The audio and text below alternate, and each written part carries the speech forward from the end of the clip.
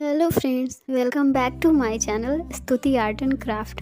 और बहुत सारा थैंक यू जो आपने मेरी वीडियो पर विज़िट किया। और अब आ गए हो तो वीडियो पूरी देख कर ही जाना और कमेंट्स में मुझे ज़रूर बताना कि आपको मेरी ड्राइंग कैसी लगी।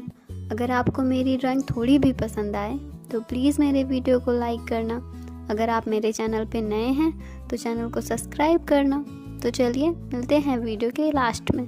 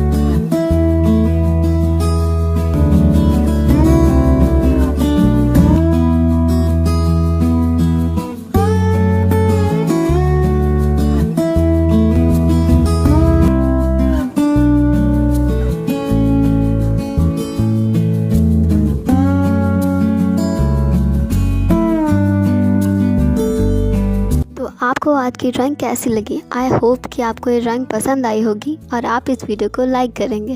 तो चलिए मिलते हैं कल एक नई वीडियो के साथ। तब तक के लिए बाय बाय।